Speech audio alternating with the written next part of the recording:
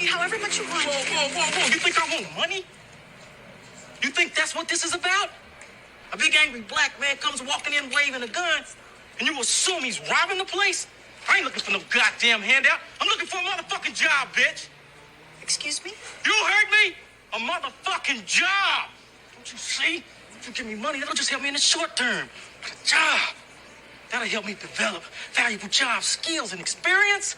It's like teaching a man how to fish.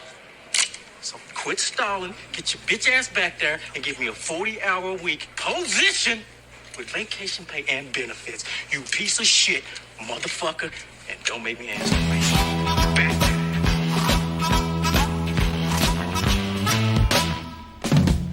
Position. Welcome to another exciting, cheap episode You said exciting. I don't believe that. of Ouchcast. He said cheap. I do believe that. Squid Squad. But is anything really cheap nowadays, though? Remember, McDonald's used to be like dirt cheap. Now you go, it's like $12 for like one little They act goddamn like their shit's gourmet. cheeseburger bread. That's fucking nasty, dude. Nasty. Dude, come on. Fast food, the point of fast food used to be it was cheap, it was quick, and It tastes good. It tastes good. Now it doesn't taste good. It's like- not cheap, and they always fuck up something. It's like, can you go to number one and wait? We'll bring your fries out to you. This preview of our food Ouchcast coming soon, brought to you by Angel. It's not about food, but I mean, it's always about food with I me. mean, Call if the you think- episode Food Wars. Food Well, Wars. was that Food Wars? I like that. Ooh. It's one of those things where the bigger the menu, the more they mess it up. So, like, shout out to Raising Cane's for not messing up my order of chicken strip. Hey, they've messed up the order for me. Really? They have. What is they gave you a sandwich? How complicated was They- your order? Well, there's 6 of us, and then we all had like the kids had kids meals and stuff. But my oldest had a chicken sandwich, and then we just had the what's it called, the Caniac, whatever it's called, and then they screwed up his order. They didn't give him the coleslaw. They didn't give him the sandwich. They gave him like. Oh no! They gave him the sandwich, but no bread, like not the combo. So we had to go. It was weird. It was the only time it's ever happened to us. But yeah, dining out nowadays is really difficult because, like I said, there's 6 of us, and it's expensive as fuck. You know. So, seriously, Like going to the movies. you guys Yeah. notice how expensive everything is? Everything, the cost of living, the car payments have gone up. Fast food, clothing, milk. Ladies, I just want y'all to know, if you haven't gotten a date in a while, it's because everybody broke. Go Dutch. Shoot, women are cheap. No, they're ignorant. Yeah, whatever. That's ignorant. Whatever. I know what I'm talking about. They go, if he ain't paying, I don't want to go. Well, you ain't going because we can't afford nothing. Don't you know, like, rent is like $7 billion, especially in California? This is bullcrap. Dude, don't get me started on You rent, need dude. that. Don't get me started on rent. I'm getting you started. What's going on? What's your rent? Why is rent so expensive? Like, why is this? Like, it's too damn high for what you're getting. Thanks, Joe Biden. No, it was that guy from New York. The Yeah, rent's they're too damn high. But he's right. It is. It's ridiculously high. It's because the landlords pay per head in the household, I can give him head. and you got roaches, and so No, fuck. No, I got rats. I don't Well, want do they roaches. charge you That's for the even roaches? they must be all the Fucking vermin. Mickey Mouse. That's what's crazy to me. How can you charge someone $2,000 and then they still have vermin in some kind of capacity? Like, what kind of landlord? First of all, you can't have rats, roaches, termites, homeless people. None of it. You can't have none of that. But they won't allow pets. Exactly. And then the pets that they will allow are like those little lame ass dogs that York Terriers and Pekingese and Chihuahuas. Pekingese. Shih Tzu. Like, I don't want this little nothing dog. This dog is not going to protect me if someone breaks into this little flimsy door. Like, I gotta, Speaking of pets, you George, gotta how are you? protect the dog. Right. I got to protect the dog. From Screw that. coyotes? Throwing that dog in front of the burglar. Hopefully his high-pitched screams will distract the burglar. Long enough for me to get away. I stepped a rat. I do not condone any violence against animals. Peter's gonna freaking protest our freaking podcast. I read an article, I think it was on KTLA or something, but I read that now in California, if you make 300,000 like a house income, like that's everyone combined, it's still not affordable to live here. That's insane. You know, I looked at the taxes on $360,000. Mm-hmm. They're charging almost $150,000 in taxes. So more than half, like almost half. Almost half. Almost half. But let me throw out this caveat. If you make that much money, you better know how to manage Embezzle? your No. Oh. You write stuff off. At that point, when you make that kind of money, you got to learn to write stuff off because you can write off so much. You think about it. The rich, they stay rich because they don't pay taxes. They reinvest their taxes and then they don't have to pay taxes. I want to learn. So how did that tax break down though? Like, how much was the mortgage again? No, I just looked at if you pulled in the year $360,000. Oh, okay. That the state of California would, like, not just the state, but obviously, Yeah. living in California, you'd be taxed $146,000 No. and some change. That can't be possible. No, I believe it. I do. That's it's almost half fucking of your expensive, income. dude. I know. Yeah. And There's that's- no way that they can charge you No. 50%. It's Yeah. obviously state and federal taxes, and not just California. But this Federal is what taxes, this yeah. is what my friend Google told me. I know Google. How's he doing? Usually those statistics will also like factor in like living cost and like tax for like things that not necessarily are direct income tax, but more like based on maybe like buying cars, buying houses, for things that you buy just for living in general. So they aggregate it and then give you like a number. But I imagine that about 146,000 is what you don't get to keep is probably what they're saying, and that makes a lot of sense because here in California, everything's taxed, right? Yeah, Except for the rich. They can't. I mean, tax breaks are pretty simple. It's actually not as complicated as it sounds. I mean, there's rules to each thing that you can write off. There's a certain percentage of certain things that you can write off. But basically, at the end of the year, you calculate how much money you would owe, and then you factor in all of that money that you would owe, and then you take that and you invest that amount into something that would be considered a tax break, and then you don't pay on that particular amount. And so instead, that money is now an investment. And so later on, that investment can turn into more money for you. And so technically, you're never officially paying taxes. You're just constantly building back into the economy. So we say. Is that part of the trickle down shit? Supposedly. Well, I mean, it's basically the loophole that That's keeps stupid. the rich. That is stupid. Well, I mean, it kind of makes sense if you think about it, like what it's supposed to be for. It's supposed to be like if I, started a private school or something like that and I invested my money into the private school, why am I being taxed on the money that's going into the economy that's supposed to be building the economy? But as you can tell, clearly there's some people who have manipulated that rule You and think? started to, do other stuff that like is not beneficial to society, and so thus we have things that we don't need. Thanks, Biden. I'm gonna open up an OnlyFans. That's it. I'm selling my feet.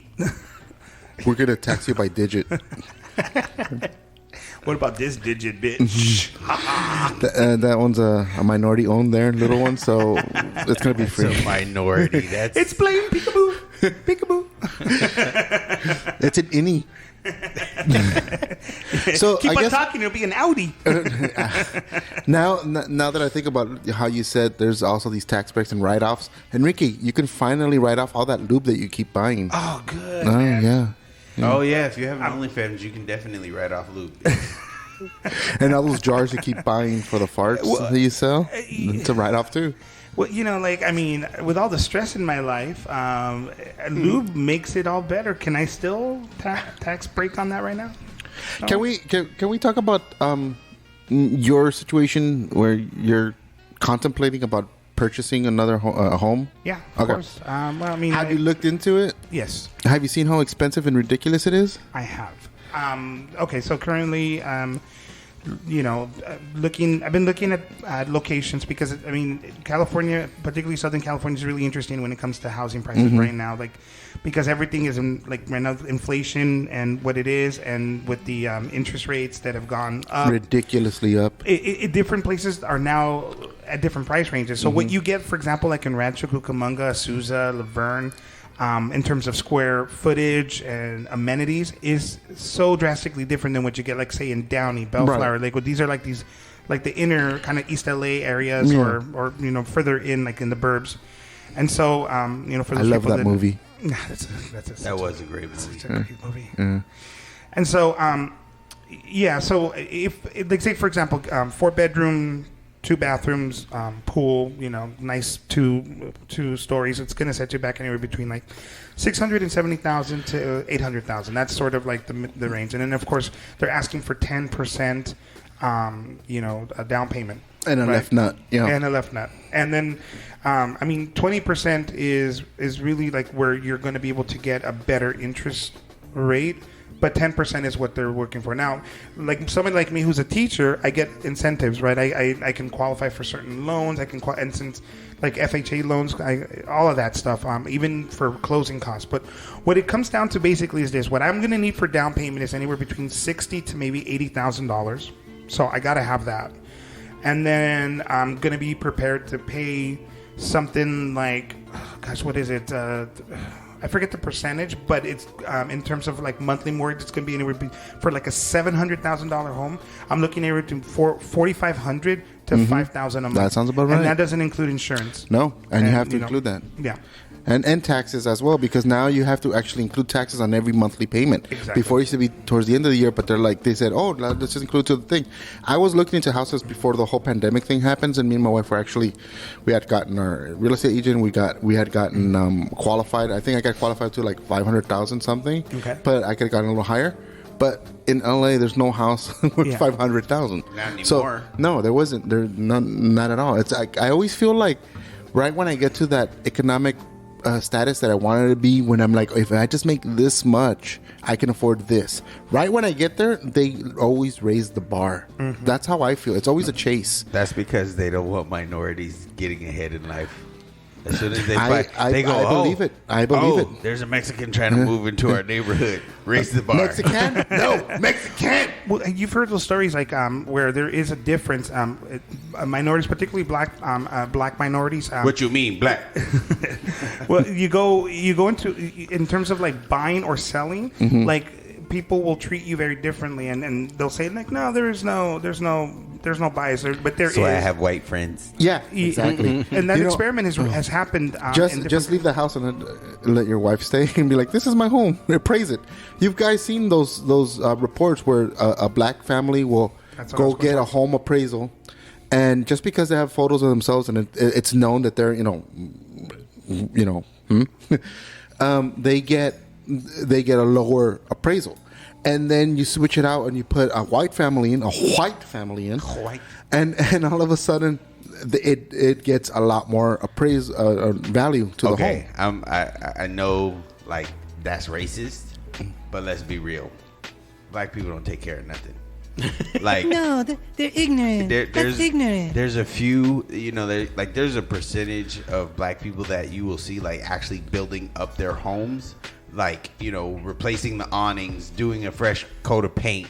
But, like, if you go into, like, traditionally black neighborhoods in this country, we were not educated and taught how to, replace the beams in a wall or, knock down a wall. This is a reason why, like, even you in the construction industry, how many traditional GCs are African American?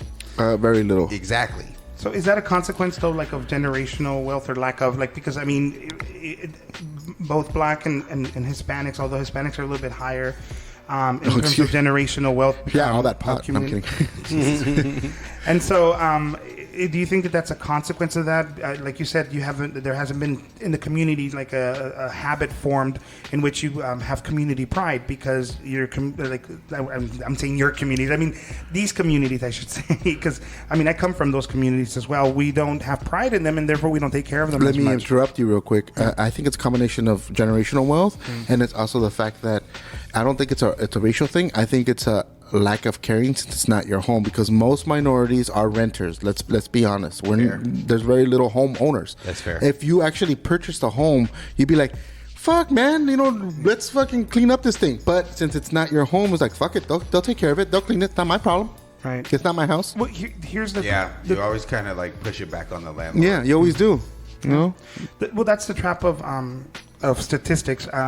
You need labeling for statistics to work. I mean, you have to be able to put people into groups and stuff. But we've weaponized it that these discussions become polarized and they've become contentious, because then you'll have people just saying, "Well, there's no institutional racism," and that's not helpful. But it's true, there is, and it's been since the Civil War.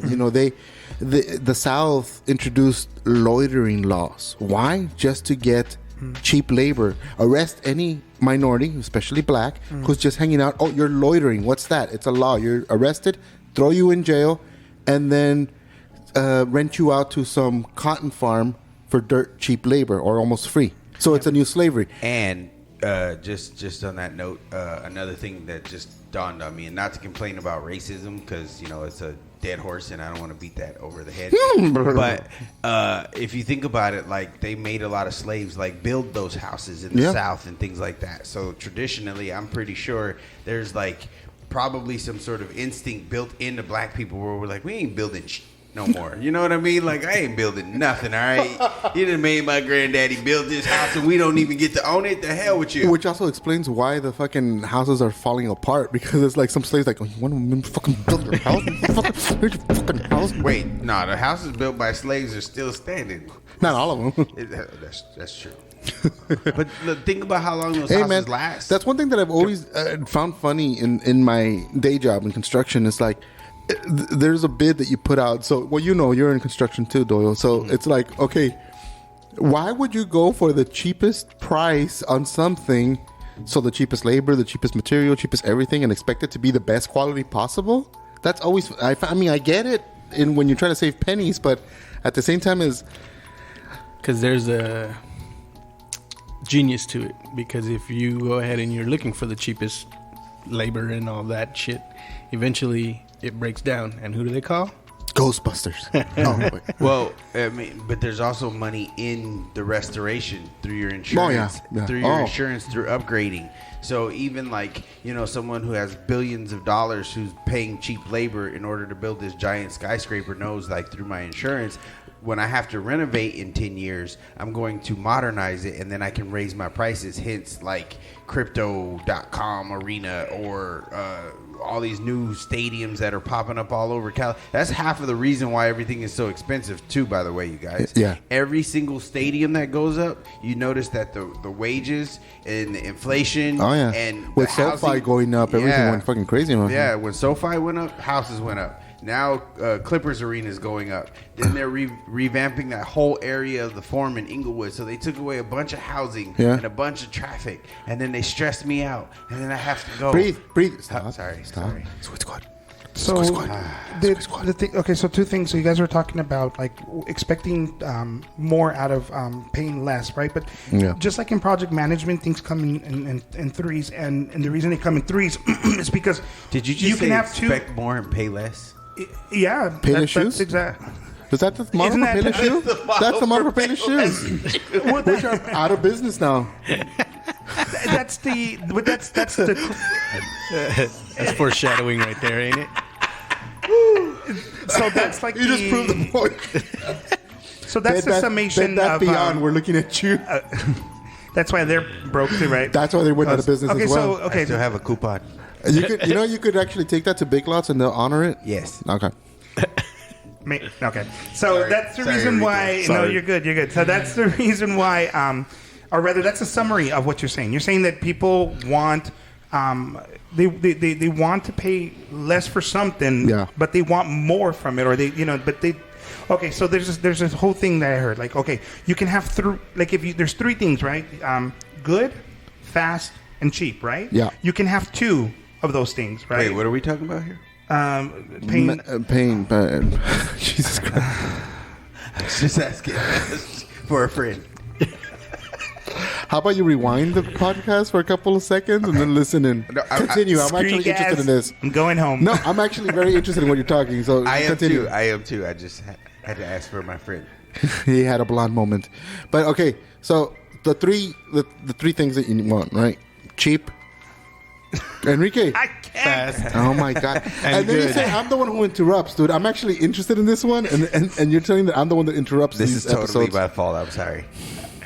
Cheap, fast, and good. Cheap, fast, and good. Cheap, fast, and good, man. You can have two, but you can't have all three, right? If you want something cheap, it's not gonna be good. If you want something cheap, it's not. And fast, it's not going to be good. If you want something good and fast, it's not going to be cheap.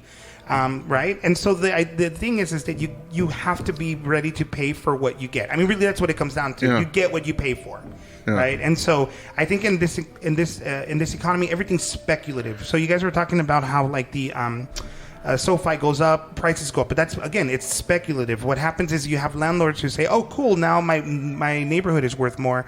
I'm going to charge more," and they start pricing people out. But when it comes down to it, there are regulations in the book that say that a certain percentage of houses need to be cheap for rental for people. Yeah. There is, but the fact is that people resist it, right? That's the reason why there's a lot of arbitration that happens like yearly. The arbitration numbers have gone up in the past 4 years, meaning that people are fighting their landlords for them. At the end of the day, though, who wins is the people who have the more money. Of course. And so here we are. Like some of it is artificial, some of it is a consequence of natural things that are happening in our economy. Well, in all fairness, in 2017, there was Prop 8, and Prop 8 was rental control. And so they were supposed to cap off the ability to raise the rent at a certain amount. And we dumbass Californians decided to vote no against it. Because we believe the commercials. Yeah, but that's what happens. That's why I said no one wants to read. No one wants to read. No one reads the fine print. No one actually reads the propositions. Those little packets that you get. Rental control. You see what happens? Yeah. They're trying to control you. Say no. Vote no. Yeah, it's all a fucking thing. And the wording. Yeah, it's all in the wording, dude. But it's funny that you bring that up about the three things that you want in project management. Case in point, I don't want to go back to construction, but the same issue. I've had these terrible general contractors who hire me to do, like, let's say, demolition of an office, right? Mm-hmm.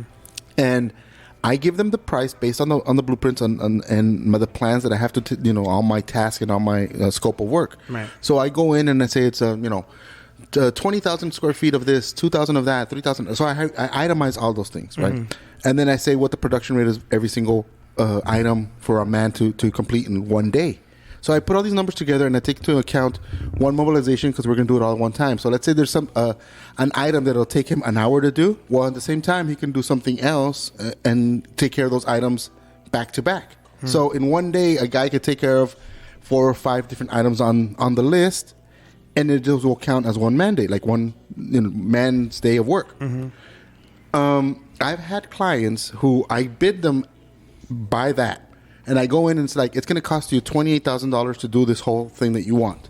They agree on the price. But the day of, when we get there for project management reasons, they say, oh, well, my Windows guy is not going to be ready, so you guys have to wait to do the Windows. And I'm like, okay, but that's going to set us back on our schedule. Yeah. So they'll make us wait on the Windows, and we start, okay, well, I'll keep them busy and everything else. We're done with everything else, and then he's like, oh, well, you're going to have to come back for the Windows because the guy's not ready yet. That is going to cost me. Mm-hmm. Mobilization fees and everything else. It's going to cost me money. And then when I tell them, well, then I'm going to have to charge you more because that wasn't how I pitched the idea. Right. And then they come at me like, no, you said everything was $28,000. That has to be $28,000. It doesn't matter. Why are you changing the rules? And I'm like, because you're changing the rules on me. And so many general contractors try to get out of that loophole where it's like they want to dictate to me how to do my job. Mm-hmm. And it doesn't work that way. It's not fair. Well, that's why contracts exist, and so in but project they management, still try to weasel out of it, even with a contract. Yeah, and at the end of the day, you waste more time just arguing it because at the end of the day, two things are gonna happen. Either one, you're going to do it because you don't want to lose like the business, or two, that you're gonna end up having to pay what they agreed to at first, and they're not gonna be happy about it. And at the end of the day, it's just not worth the aggravation. Yeah, no, I agree. But so in terms of our economy, that's sort of the prevailing feeling too, is that people argue about these things. Like right now, there's all of these worthless discussions happening out in the public. You mean like this episode? Like this episode? No, I'm talking about people, the policymakers, right? Like, I mean, people will fight you about there's no pay gap. That people are going to fight you that there's no institutional racism in the market. Gap. Exactly. They're going to argue all of that stuff, and that's fine. But at the end of the day, it's getting in the way of making any type of progress. Right. And in the meanwhile, everyone's just working under speculation. Like, this is how much something's worth. This. But do you think it boils down to us not focusing on like things that actually matter? Because I mean, Doyle said boil. Sorry, I said boil. Oh yeah, I did. I said boils. Boils. That's boil. No. I mean, do you think it boils down to like politicians? Like instead of focusing on bringing the rent down here in California, they want to like argue over like the curriculum in schools. You know what I mean? It's deflection. It's deflection. Yeah. Look over here. It's not. There's no issue. They're not going to fix the issues.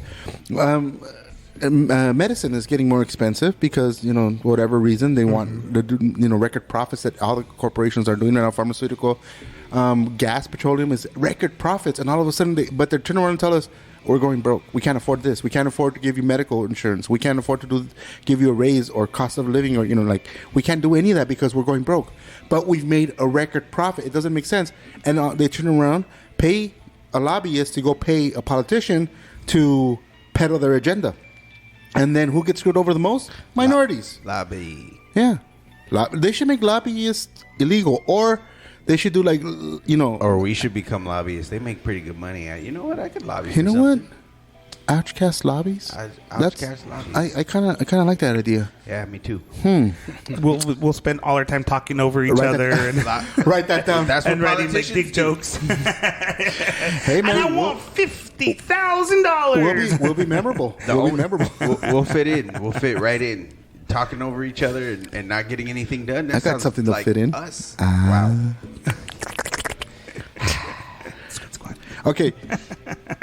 We touch base really quickly on the gender gap when it comes to payment and salaries and stuff. Is that the gap? No, that's the store. That's where you get your pants and shirts and stuff. But I like that gap. I got your gap. Okay, so that's the gender gap. That's genderless gap. Can you guys can you guys justify to me why Barbie doll crotch? If a man makes $1 doing a certain task, a woman makes 64 cents doing the same exact task?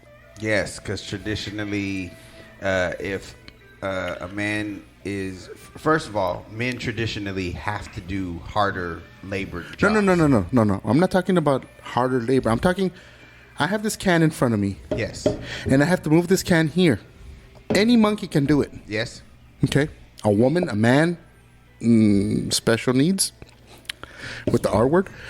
It goes from here to there, right? Mm-hmm. Anyone can do it. Yes. And my budget is $1. Yes. But just because there's a woman who's going to do it, I'm going to be like, well, I'm going to charge you 64 cents. How is that fair? So bad negotiation. Yeah. The problem is that it's the macro versus the micro. I mean, I know that we're supposed to touch on that, and in results to the bigger problem versus the minor problems. The problem is this: one or two people are going to get paid the same amount for the same job, right? But then you factor in work experience, you factor in how much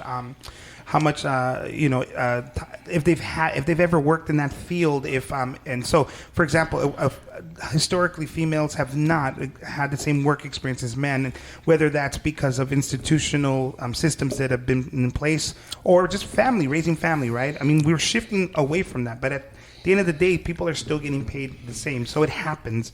it happens where sometimes this woman, to move your can, in your analogy, to move that can is going to be paid a little bit less, and there'll be like legitimate reasons, legitimate, and I'm doing air quotes here, that the person who makes that decision has how much they get paid uses. Like, for example, she's only worked in removing cans for a year, and this gentleman over here has like 5 years experience, and she came from a job where she was only making $7.50 an hour. This guy is making $12. I need to match that. And you get what I'm saying? But that's where it gets confusing. As somebody who is hiring for said position, just like he said, if I have that dollar budget, I'm going to look to pay them less to do the job. And it comes down to, like Doyle said, negotiating. Yeah. And sometimes women tend to be more agreeable than men. Yeah. So in that, I'll argue for my dollar, and the woman might argue for my dollar. The woman might be all like, okay, 68 cents. That's worth it. It's just moving a can. I'm gonna remove the value judgment that women are bad at negotiating, and just say that some people are bad at negotiating, other people are not. I don't know that there's any statistic. I wasn't insinuating. Okay, first of all, let's not that either. Just agreeability. Yeah, let's just remove any sort of gender bias in the argument, and let's say that there is unfair circumstances that apply to somebody trying to get more out of somebody for less. You know, whether it be race, whether it be gender, it doesn't matter. The principle behind it is that, like, somebody is taking advantage of somebody else, and over time, traditionally, employers have let go of employees who get paid more, and they've hired people who were willing to take less, regardless of weight, race, gender. That's true. That has happened before as well. There's also the element of people who, like, I think you said, Enrique, like people coming in who don't traditionally have those opportunities to work in those industries, who are getting the opportunities for the first time. I don't know the statistics exactly, but I think women tend to go to college more and tend to actually make more. But the highest earners are more often men, which brings up the average. So you actually have more men who, you know, generally make about $70,000. And understand that traditionally where this comes from is that the man was supposed to be the earner, and he was supposed to provide for the household. Bring home the bacon. Yeah, and so now we're moving into a society where you have to go to college in order to make money. And so, like, women are actually making verbatim more money, like per capita, per person, more than the men. But the highest earners, like the billionaires, are men. And so when they factor in who makes more, they factor in those few billionaires to all these normal broke dudes, and then all of a sudden it's like, men make more. But see, not really. The system is broken because back in the 50s, it was the man was the breadwinner. He brought home the bacon. The mom was the woman was the homemaker, whatever you want to call it. That worked fine and dandy. But these days, you cannot live on one fucking income. Yeah, but by design. And the reason that it was made to be the way it is today is because back in the day, the government could only tax half the population. How do we tax all of them? Well, we get the mothers to go and join the workforce. And now they're bringing back child labor, and they're going to start taxing that shit too. Yeah, and that's crazy. There was also that fuck element. Republicans, and I used to be one. God damn it! You can't solely blame the Republicans. It's the entire infrastructure. The Democrats, fuck them too, because they pretend to care. Yeah. Basically it's like, okay, there's a tragedy, and Republicans will go straight to, as long as it doesn't take their rights, they'll be like thoughts and prayers, whatever. A Democrat will be like, thoughts and prayers, hashtag let's do something, hashtag we care, and then not do shit about it. Give me money. But yeah, give us money. Yeah. Dude, I still get texts from Gavin Newsom's fucking company all the time trying to ask for fucking income and shit. I'm like, dude, I'm struggling to stay alive and you want fucking handouts? Yeah. Dude, and then you get mad when people are on unemployment? Fuck off. And then you tell them they can't sing for Thanksgiving? What? Yeah, he did that. He can't sing for Thanksgiving? Yeah, he did that in like the pandemic. He told everybody like, "Oh yeah, everybody's getting sick. You can't sing for Thanksgiving." Oh, well, and then he also went on and had a fucking dinner. The very next day. Yeah, it was pretty bad. That's why I'm like, screw that guy, because he's such a hypocrite. And then we had the chance to recall him, and people drop the ball. You know what? I don't want to get recalls. political. We're not going to go. Alternative I'm not going to would've go been recalls worse. because alternative would have been worse. And second of all, recalls are so fucking expensive. Let them fucking dwindle out, get out, and get someone else that pretends to care to go in there, because it doesn't matter who you get. They all candidates. suck. They all fucking suck. Every single one. The system is rotten. I was gonna say, and not to like get too religious on this. That's why I'm voting for Kanye. Wow. For Yeezys. Anywho, Not anymore. so what I've learned from like studying, like You the can old, learn. sometimes from the Old Testament. There's a story of like the 10 Commandments, and everyone reads the 10 Commandments and go, these are rules that you're supposed to live your life by. But that wasn't the actual principle.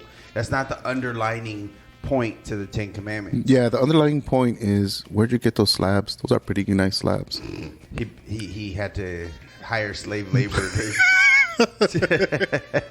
I mean, think Don't about look it. behind the bush. Everybody that he went up the mountain with was a slave. So And never came back. No, in all seriousness, what we learned from the 10 Commandments is that people couldn't follow the 10 Commandments. So what did they do? They made 613 rules like that was going to fix the problem. But people couldn't follow those 613 rules either. And so over time, what we learn is no matter how many rules you add, people fail and the system stays broken. 10 Commandments were there in order to show you that you needed a savior because you couldn't do it on your own, especially all those 600 and something. But it was just there to show you, even though you think you're good, there's a bunch of like commandments, rules that tell you. I'm making a different point. I get where you're going with that, but I'm making a different point about that. It's because when you get to like later on, if you think about it, all of those rules, those 613 rules, are amended down into 2. And it's the simplicity of it because no one could follow all of the rules. And so in the political spectrum, when you think about it, all we continue to do year after year after year is add more rules. Yeah. And every time more you add, asterisks. yeah, and every time you add more, it does something to screw people more.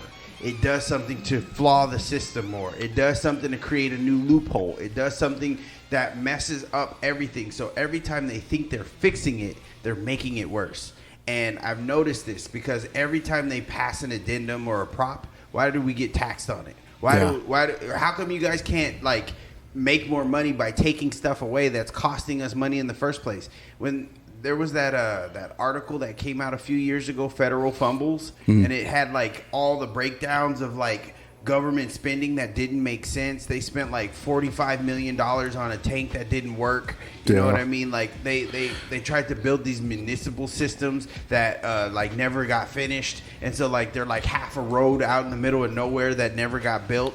And so like they spent like $65 million here and there and doing all these different things. And some of those projects were like bullshit from the start. Yeah, some of them were just scams. They were told not to do them. They have evidence. There was facts. There was reports. There was like geographical. I bet that unfinished road leads to some sort of secret base. And there he is. But, it's a swamp. Epstein's Island. Tunnel into Epstein's Island. No, but what I was going to say is like, and then they've also had like they make these they save or get funds, put them into like, I don't want to say sponsorships, but these kind of like programs or grants that supposedly you get millions, almost maybe even $1 billion, and then that money just disappears. No one actually gets it. That is funny to me how all of a sudden it dwindles out and it's like non-profits all of a sudden get it. Yeah, it's one of the reasons why I hate philanthropy. Philanthropy is the biggest crock of crap. They don't actually. I want to see reports, statistics, and like evidence of the help that a nonprofit is actually like performing, because unfortunately we have a system where you can create a nonprofit and your nonprofit, let's say it's supposed to feed homeless children. Yeah. And that's great. And on the outside, you go, yeah, I really support that. And then they raise like $65 million to feed homeless children, right?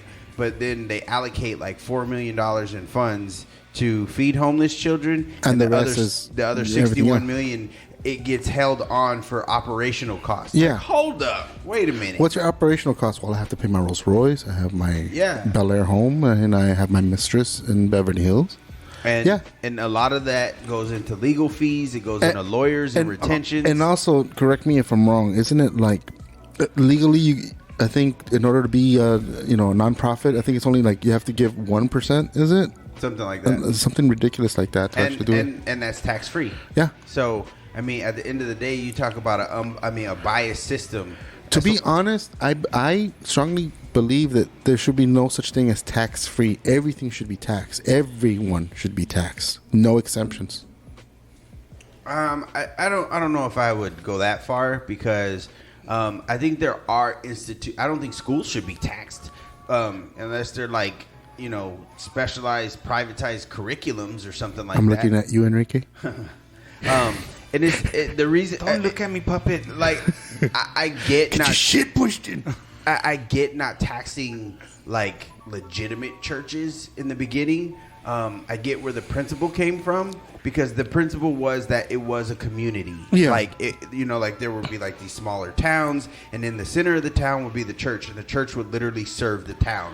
But like then you had the people that corrupted it and started their own quote church unquote. Yeah, and now we're spaghetti monster church. Now we're at these weird what are they called, tax shelters or whatever, where people are just like starting churches in order to what if instead of any lobbyists we start the Church of Ouch? No.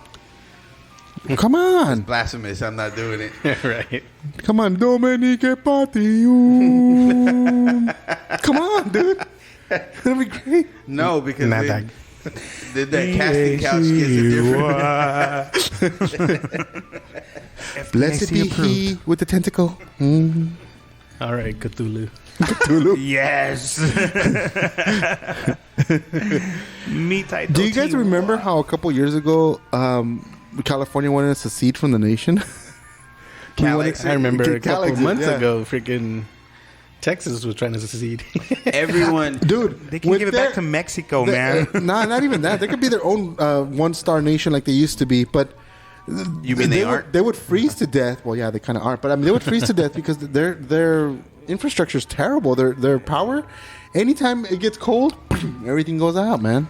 That's because our grid line is outdated. Yeah, but they don't want to upgrade it because it's just once again that's one of those municipal issues. Like, why would you spend $65 million on that road that didn't get finished, but you didn't upgrade the power lines? Like, if Texas seceded, they would actually do pretty well because first of all, they have a coastline, so they would instantly not instantly, but they'd be able to build infrastructure to get in like imports and exports and that would like people joke around about that sort of thing, but yeah. When I was younger, I had been told that it was illegal for a state to secede.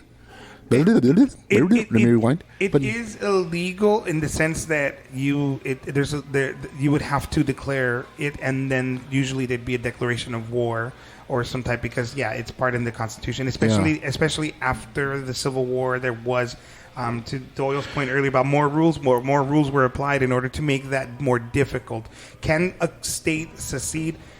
Yes. I mean, definitively they can. However, it's not easy, right? I mean, they'd have to be ready to fight, and they would have to make treaties with the nearby nations and other. It would just be other states and stuff. Yeah. I mean, but look what's happening with Brexit, right? I mean, Brexit. Well, that's a little different because it was a union, European Union. It wasn't part of a country. It would be like Wales seceding from the UK, right? That's more like it. No. It's not that different. The thing is, the United States though is United States. Yeah. So it's still a bunch of states that came together. They came together. Like a country. Yeah, so that's why I'm saying Brexit was a little different because Brexit is the UK removing themselves from the the European Union, right? Mm. So it's not like the UK, it's not like Cardiff removing themselves from the UK. Or Scotland saying we're out. You're arguing semantics. The reason why it's educate me. The reason why it's the same in regards to consequences is because they made all these treaties, right? They've made all of the whole thing was that they were trying to tie the money into one currency. They were trying to unify in terms of protections, international protections and that sort of thing.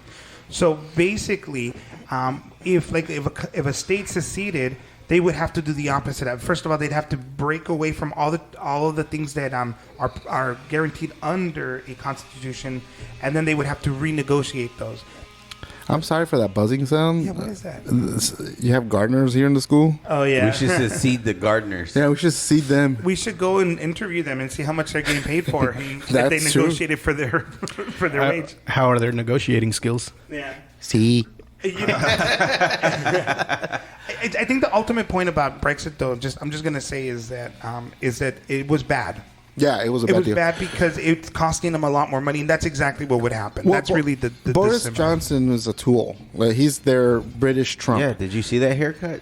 Well, yeah, dude, it's like a special kid's fucking haircut. It was but- all done out of emotion. The way everything is being done now, guys, like it was an emotional argument that everyone was having, and then a lot of smart people were duped into justifying that Following it, emotional like response they had, and then they went through with it, and now they're all fucking regretting it. Now, here in our country, like when people talk about seceding, it's a stupid emotional response, and Yeah, you're gonna it is. get smart people making reasons to do it, and it's just gonna end up like being bad for everybody. I'm But that's looking the at whole- you, Neanderthal Taylor Green. That's the whole thing that I think about. Like you said, smart people, but these people aren't smart. They're just justifying their own come up, basically. Yeah. And so anytime anyone, especially in the political spectrum, they're not public servants. They don't really care about people. They really don't. They just they're moving an agenda so that their individual bias can achieve. Sure. And honestly, this is the reason why anything that ever gets politicized, I'm very skeptical of. Yeah. And I know people are like, didn't you see the science?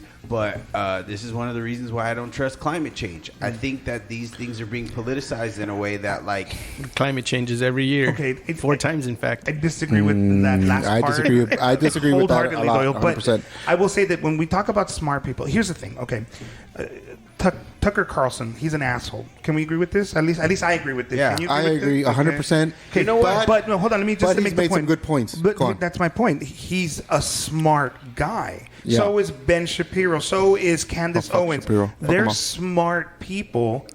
And I'm doing the air quotes in the sense because you know what the thing is that these people can argue for Next, you're something. going to tell me George is a smart person. He absolutely is smart. And so are you, and so are you, Doyle, and I'm smart. But the thing is this: is that I wouldn't count you.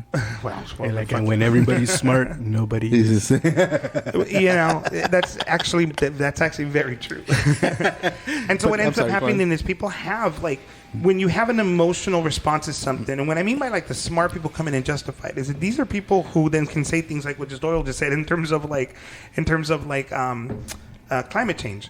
I think the science has been consistent for about 100 years that there has been an upward trend towards climate change. Yes. Then initially, like the smart people were saying, no, there is no climate change. They were denying the tree rings. They were denying all of the soil samples that had been collected for about 100 years. Right.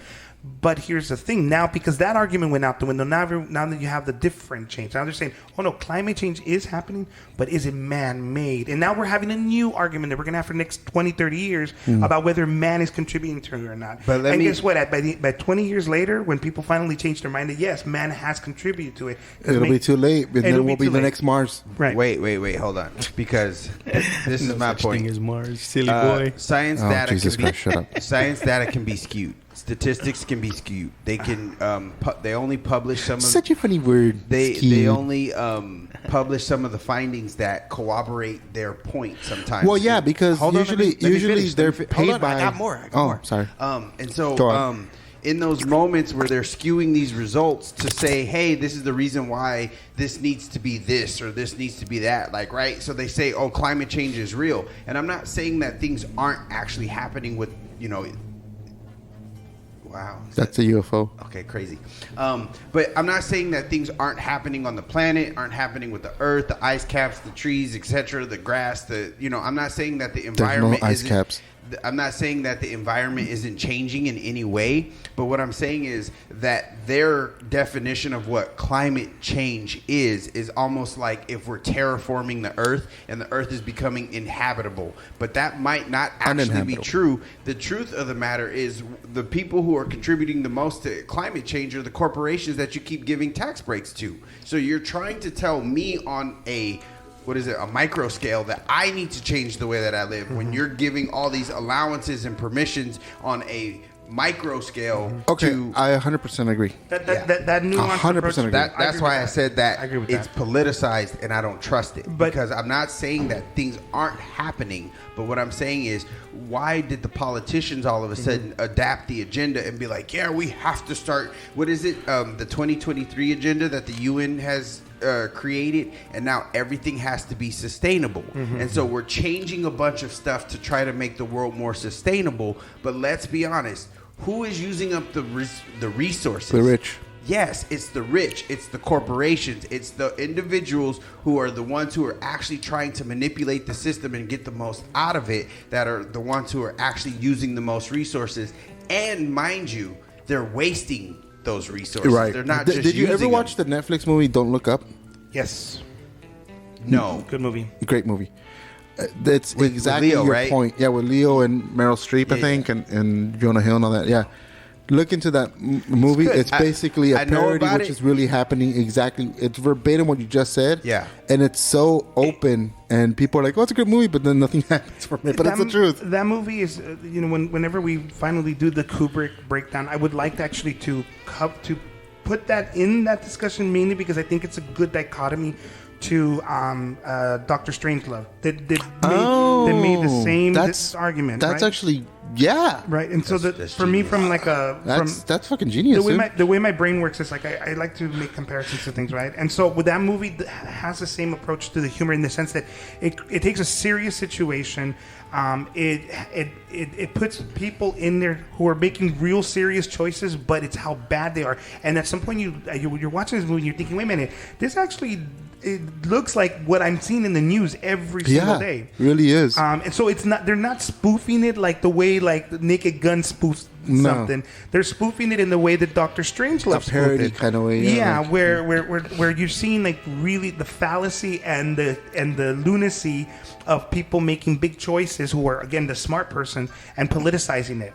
Right, Yeah. and then of course the you rich. would, you would enjoy it. Yeah, I think you'd enjoy it. It's a fun movie. You check it out. I looked into it. I kind of got like the gist of what the movie was about, without like seeing it and seeing the details, and then it passed and just kind of got out of my mind. But yeah, I'll go back and revisit it because it did sound like it was a good movie. Yeah, I recommend it. I would see it as a double feature with Doctor Strangelove. I think I wanna do that or now. the other way around. You watch the other one first, and then watch Doctor Strangelove because it's the more superior of the movies, right? Doctor Yeah, Strangelove that's is true. way more superior. That is true.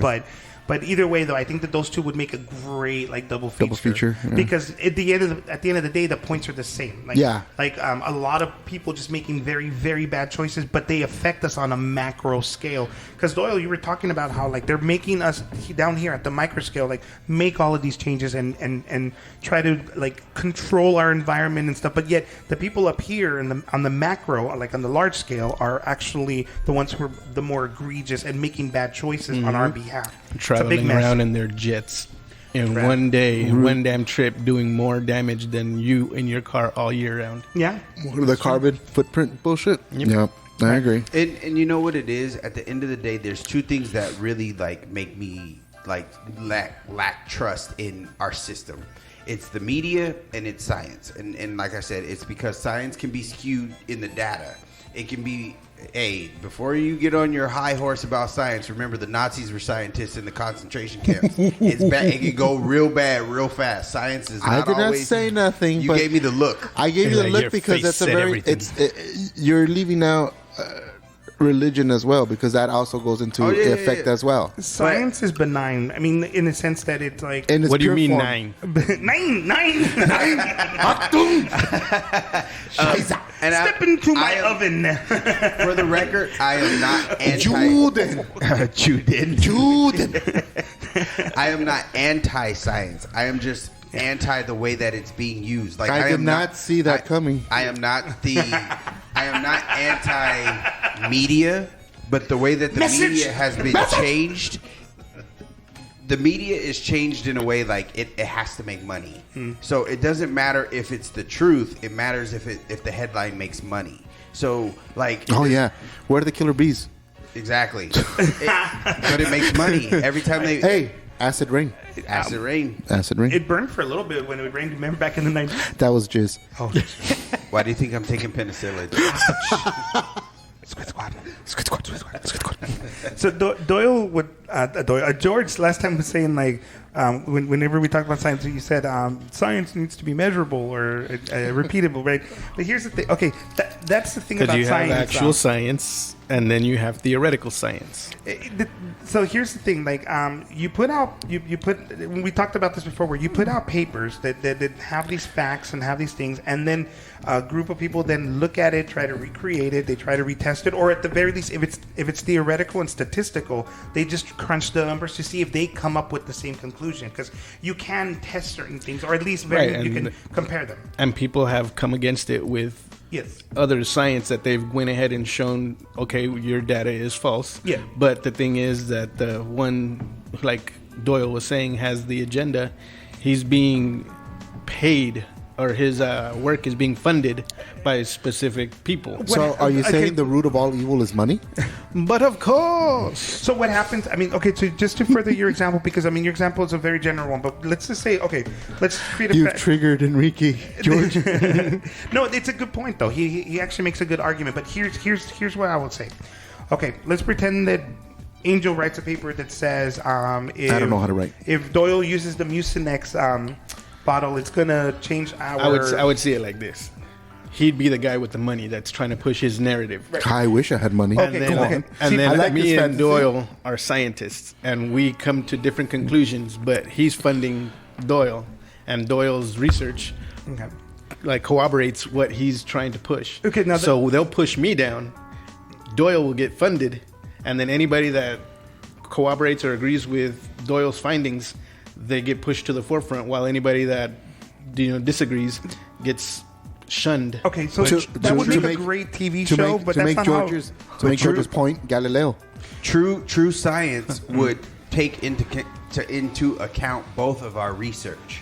That's what the true science would be. It would take all the data. But sometimes within today's political spectrum of what data is, and this is the reason I say that, why do you think scientists get funded?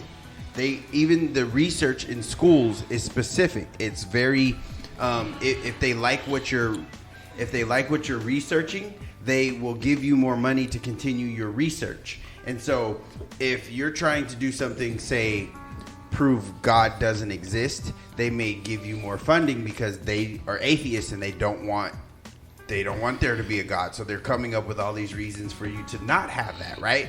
But what if your data starts to give you a view otherwise? They would cancel the funding for the first project, document the research that they found in a paper or in a science journal, and then from there they would change your research to something else and give you funding for something. Well, that's the issue with studies. Studies can be jaded in any way. They can be prove a point to whoever wants to prove the point. For instance, now they're trying to say that there's two things that are going on right now with the workforce and labor. One is remote versus office work. That's one thing that's being debated big time right now. The other one is the four-day work week. That's a good one. Let's go with the at home versus the remote. office. Okay. Remote is the other one. So let's say that a scientist a bunch of different scientists make a bunch of different studies. Some saying that there's more work, some saying that there's less work. Okay, they're gonna all of these scientists are gonna feed it into this main source. Okay, this is a very simplified kind of view of it. A main For source those of you it could that be. don't know, Enrique's holding up a sign that has like a little flow chart, and it has on the top, it says, on the left it says companies, in the middle it says politicians, and then on the next bracket it says news. They all trickle down to a, what is that? Well, it goes, it actually goes from here to here, and these guys are pulling from it. Okay, yeah. So here's how it works. So you have scientists who, from different walks of life, who are presenting their findings, and they're putting it into the middle source, essentially like a repository. It could be universities, it could be nonprofit groups, it could be think tanks, right? And then what ends up happening is politicians, companies, news will go into those repositories and take the stories that make the most sense, and that's where you get the bias. That's where you get people pushing their agendas. Yes, there are times when these people up here will pay a scientist to to sort of broadcast it wider. But think, how many times have you tuned into the news and said, person can die from eating a hot dog, news at 11. Why? Because one article went in there and it just made such a great headline that they ended up amplifying it. But in reality, there's like 20 other articles to say otherwise. Like kind of like the study that always comes out that says either wine is good for you or wine is bad for you. Right. And so the science, you're right, has to repeat it. You have to be able to test it. But that's the reason why we have that system where scientists feed it into a source so that everyone can sort of, scrutinize it, review it. Here's the flaw in that, though, Enrique, and it's only slight. It's very subtle. Dole is writing, and then he put another line, and then he put a money sign and on that the happens. chart. Absolutely. That's why these people are they pull from these, and some will pay. They will pay more money to amplify that view. Before the scientist can even start his research, these companies have already paid him and told him what to find. Okay, that's very cynical, and that while I'm not saying that doesn't happen, I don't necessarily think that's the driving force of the science. I think it does happen. I think that when we talk about scientists, we're using it like as a bad word now, and it's not. I think again, scientist is just another label for people who go out and do studies, do experiments, collect data, do statistics. Sure. And then science. I'm not against the scientists. Or even the experiments that are conducted. You're against how that information is being presented. Yes, because even their findings, before they get published as a study, they get edited.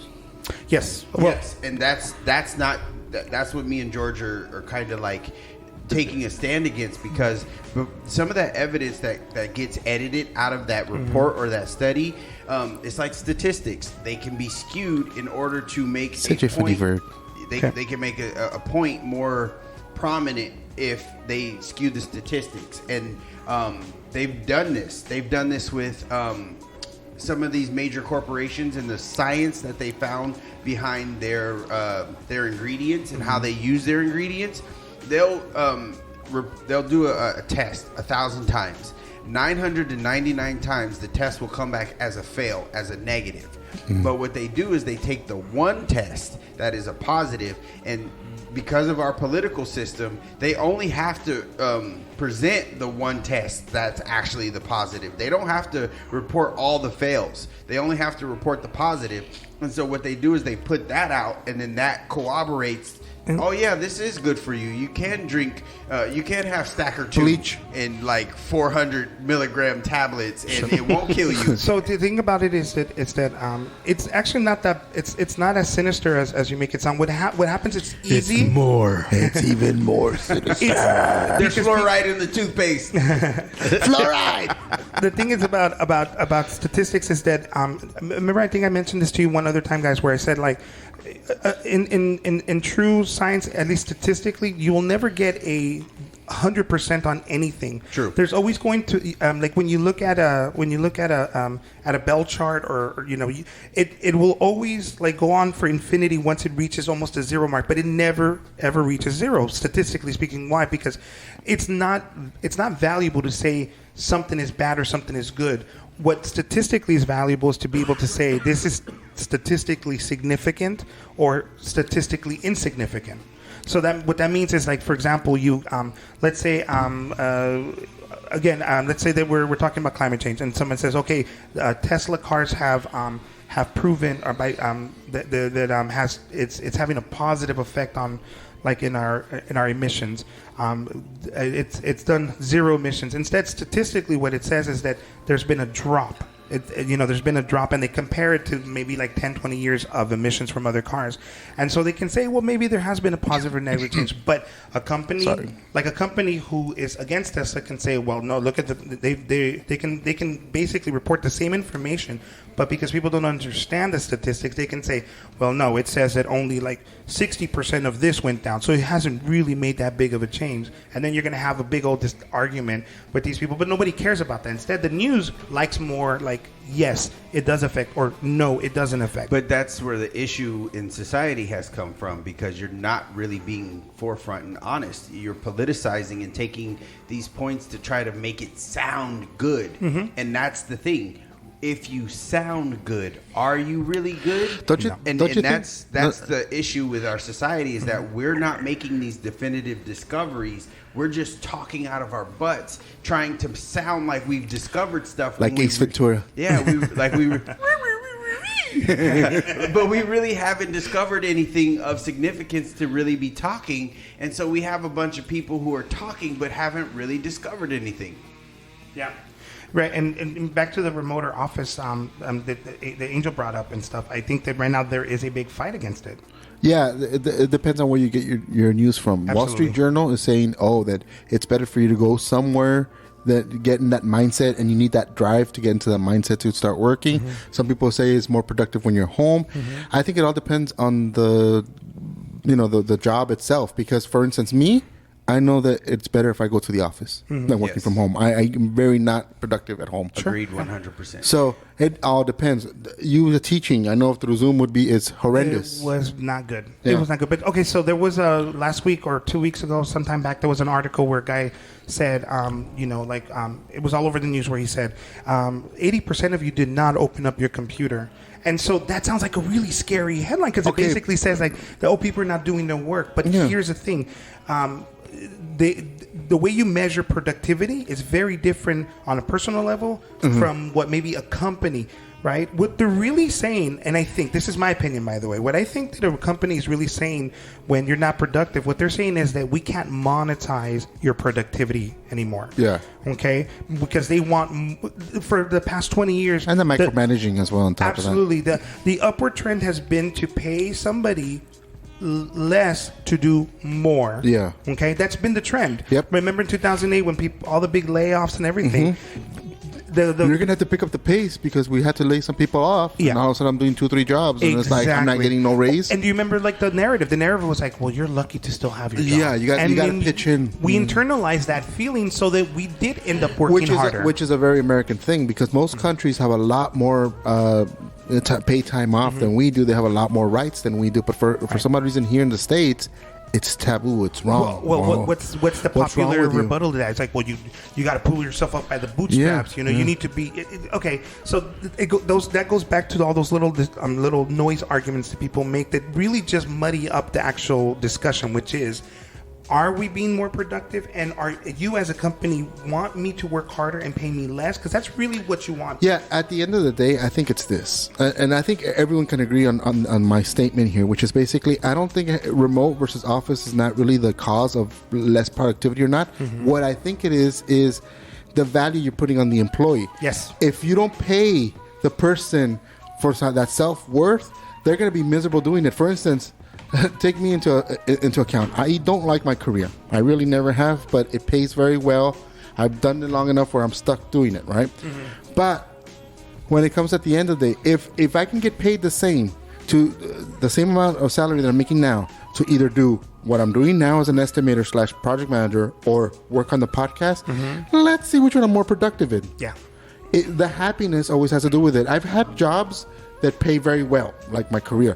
I've had jobs that pay very terribly, like when I worked as a Latin buyer / night supervisor for Tower Records. It paid crap.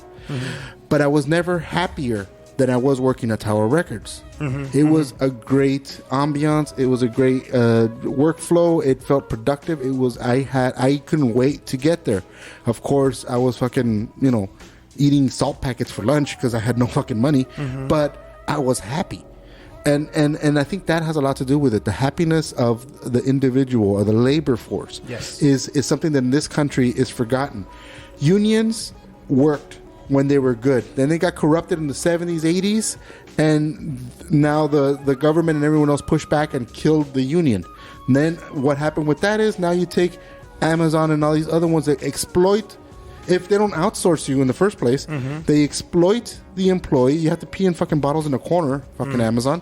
While Jeff Bezos is one of the most richest men on earth. Yeah. And no one bats an eye. Right. So it's one of those issues that they're always trying to take away things from you, and they're still making record profits. We can't afford medical insurance. You have to work 60 hours, but we're only going to pay you for 40. You can't have pee breaks because time. And oh, well, you have to work all these times. Forget that getting the 4-day work week that some other countries are doing, which I think is wonderful. I think that's how it should be. come on, dude. We work 5 days a week Right. just to kind of relax for 2, because Sunday you're not relaxing because you're already getting your mindset. Fucking Monday's coming. Sure. So let me ask you guys. I mean, go back to the 4-day week thing. What do you guys, George and Doyle? What do you guys think about a 4-day week? Do you think that would be something that would motivate you guys to do more work, or are you thinking from more of a business perspective? Is like, well, like it's not going to be more productive. What do you guys think? I think it should be optional. You should be able to choose whether or not you do work a 4 or 5 day week, and then like it should be deliberated per business, and it should be an individual business's decision. Right. I don't think it should be done on a global or a statewide level, because the moment you try to do that, it's going to work in some areas, it's not going to work in some others. Well, it all depends on the task. Yeah. And I mean, I think what really has come down to it is like, we have this idealized like society where you're just like, oh, I want to do this job, and like, out of high school and in your early college years, you can idealize your life, and that's what Angel was talking about when he was saying like the job that he does makes him happy. And then you've always had traditionally like people go into fields that they hated, but they did it for like their family or when they had kids, and I give up my life. But not to make a long story long. It's one of those things where I think we're going to have to work on it individually and just see where we land. Well, it's no different now, right? There's people who work Monday through Fridays, and then there's people who work like all day of the week, just depending on I don't think it's any different. But I agree with that, Stephen. What about you, George? How do you feel about it? 4-day week for everybody? Personally, I would. Do we get a Thursday, Friday, Saturday, Sunday off, or do you get a Monday, Tuesday, Wednesday off, then Thursday, Friday? It should be like now how it varies. Some people have weekends off, some people don't. Yeah. I think it just depends on the person. Yeah. Depends on the task. Get in where you fit in. Like I don't know if I would want Thursday or Wednesday off, but that break in the middle of the week sometimes is needed, is necessary. Oh my! I took a day off this week because I was just like, I'm tired. And I think that's sick. I think that so you would do 2 days. You would work Monday, Tuesday, off Wednesday, Thursday, Friday, off Saturday, Sunday. Yeah, damn, that's weird. It is. When I was a kid, I worked at a pharmacy. Shout out Big A Drugs. Hey, drugs. Drugs. This was drugs. Okay, and I worked. I worked. What was it? Tuesday through Saturday was my schedule, and I had Sundays and Mondays off, which I think were incredible. And then Saturdays I would get off early. I would get off at 5, so I still had my Saturday to enjoy. That worked for me back then. I wouldn't work for me now because I have a family and everything else. I need weekends off. That's just me. What would get you off? You? Oh, my! Don't look at me, puppet. Get your shit pushed. Okay. And on that note, everybody. Can we talk about wrestling again? Wrestling. I've been sending George. Angel. I love your NWO shirt, by the way. Thank you. I've been sending Angel like tons of like wrestlers because I've just been cracking up at all this stuff. Keep them coming, man. They're fucking hilarious, right? Dude. They're fucking so good. They're fucking bullshit. The Iron Sheik one. The Iron Sheik, yeah. I just want to, before we go, throw out, we should vote Snake Plissken. Snake Plissken? all day, Snake Plissken. Hell yeah. Well, that's another wonderful episode, guys. Georgie, anything to say? Just living this life on this crazy ass roller coaster with fluoride. Enrique? Why do we talk about this stuff? We're not qualified. Yeah, don't ignore everything we just said. You just ignore it, please. Yeah. Tits and ass on the next episode, guys. Boobs. Boobs. Fart, make sure to go to our Patreon and our Ouchcast.com for all the things Ouch merchandise in the links below. Buy our shit, dude. We want the money. There's no below. Yeah, there's no below. And on that note, let's listen to the song. I think we should make eye contact. Why are you peeling that banana right now? Because I'm about to swallow it. Because he's about to make eye contact. And remember, never make eye contact while eating a banana unless you're Enrique. Because, oh, Jesus Christ. Oh, my. Yes. Good night, everybody.